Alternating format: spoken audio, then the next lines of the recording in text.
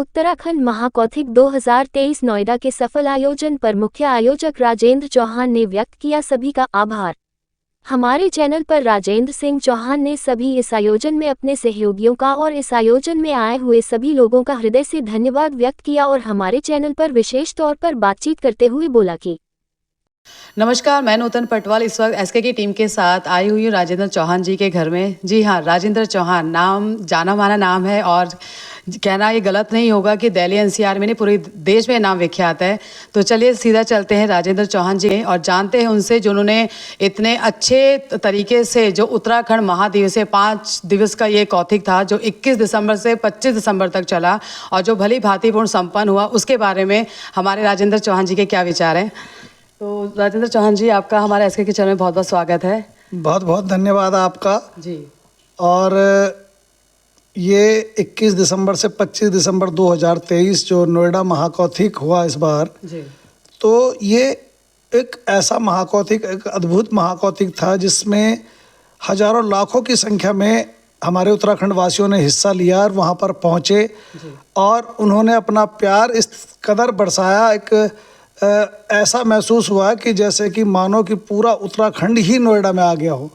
और लोगों ने वहाँ पर जम करके खरीदारी भी करी, लोगों ने सांस्कृतिक कार्यक्रम का भी लुत्फ़ उठाया और तमाम प्रकार का मतलब एक पूर्ण रूप से उत्तराखंड दर्शन वहाँ पर थे।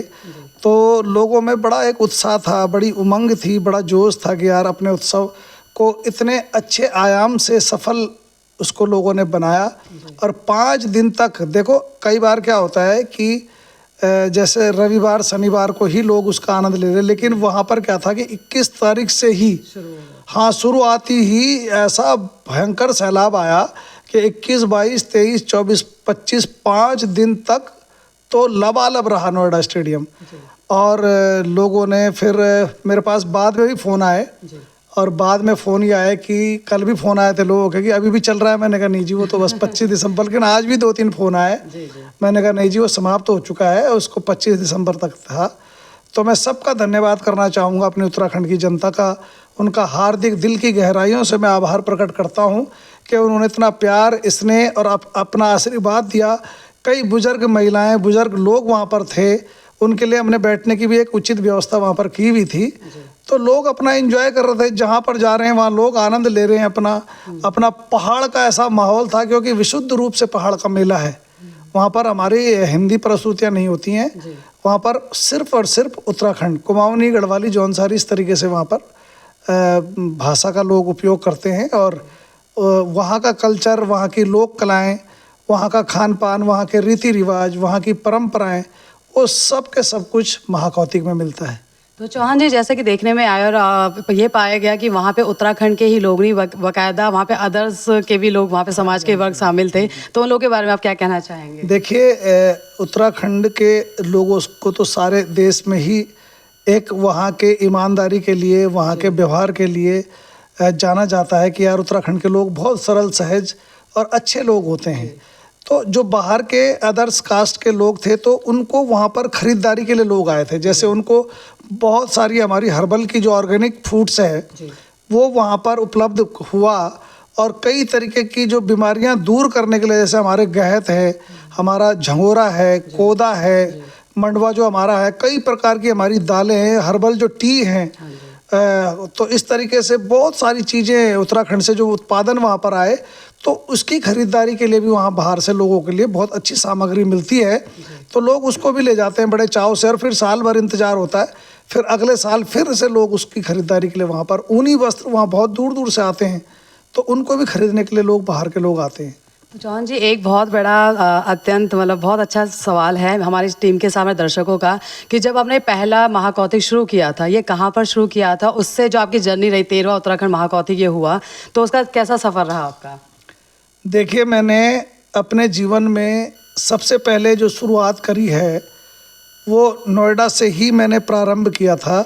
सन 90 में मैंने पहला कार्यक्रम 1990 में मैंने नोएडा में किया। फिर नोएडा में मैं हर वर्ष एक कार्यक्रम आयोजित करता था। स्वर्गीय वीर चंद्र सिंह गढ़वाली जी की स्मृति में मैं 24 दिसंबर को एक आयोजन हर वर्ष करता आया हूँ।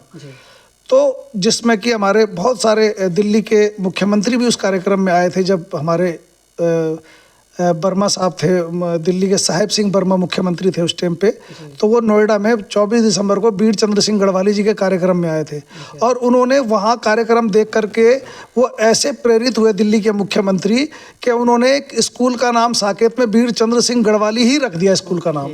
तो ये देखिए, ये हमारे सांस्कृतिक कार्यक्रमों की उपलब्धियाँ भी हैं। तो धीरे धीरे फिर मैंने एक दिवसीय सिर्फ कौथिक किया था 2004 में।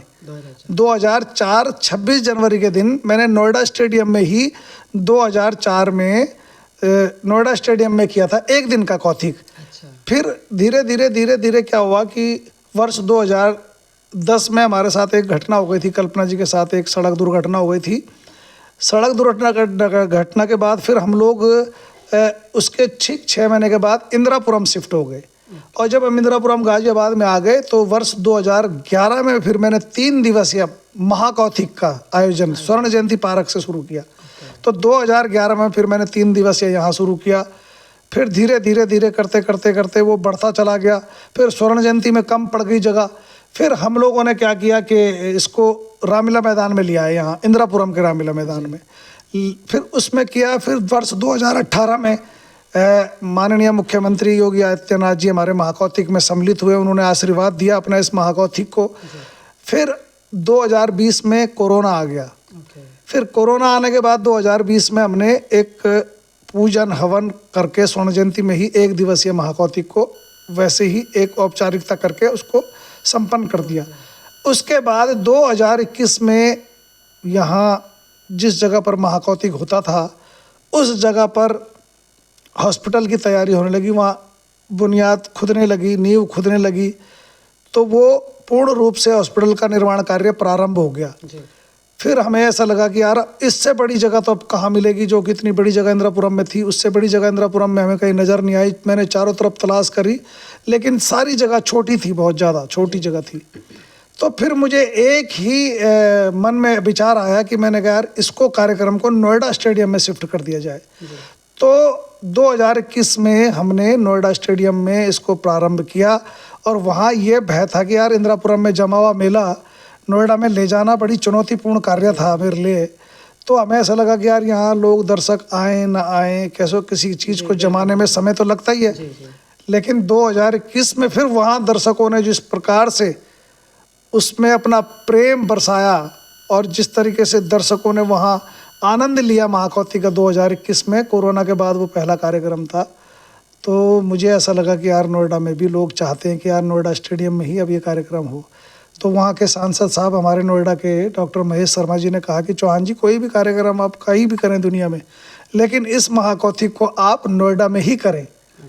तो फिर हमारा वो तब से नोएडा में चल रहा है। और इस वर्ष तो एक इतिहास नया, एक अनोखा अद्भुत महाकौथिक हुआ वर्ष 2023 का, जिसमें कि बहुत ही अपार सफलता जिसको बोल सकते हैं, अपार सफलता के साथ ये संपन्न हुआ। चौहान जी, जन हम उत्तराखंड समाजमा छ तुम्ही इन जाणू चावल कि जो हमारे दर्शक छे उत्तराखंड का वो थे अपर भाषा में कोई लास्ट मैसेज देना चाला? हाँ, मैं तो यही चाहत कि भाई देखो गढ़वाली कुमाऊनी में दुई भाषा बोलू छो।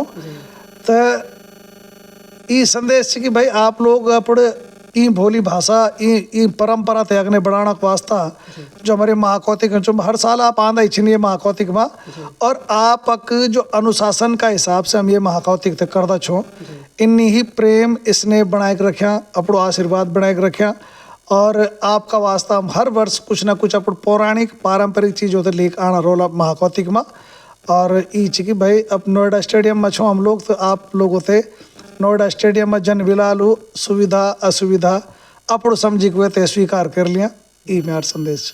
तो ये थे हमारे साथ राजेंद्र चौहान जी, बहुत ही खूबसूरत तरीके से वर्ष जहाँ पे उन्होंने पहले महाकौथिक की शुरुआत की थी और 2023 में जो उत्तराखंड का 13वां महाकौथिक उत्सव हुआ उसके बीच की जो जर्नी रही बहुत ही खूबसूरत तरीके से आपके समक्ष रखी। तो मैं और मेरी टीम राजेंद्र चौहान जी का बहुत बहुत धन्यवाद करना चाहेंगी कि उन्होंने इतने खूबसूरत तरीके से यहाँ पर इस तरीके से आयोजन किया कि जिससे दूर दराज के लोग भी यहाँ पर आए और उन्होंने इस मेले का बहुत आनंद उठाया। तो धन्यवाद सर, आपका इसके चैनल में बहुत बहुत धन्यवाद। Thank you so much.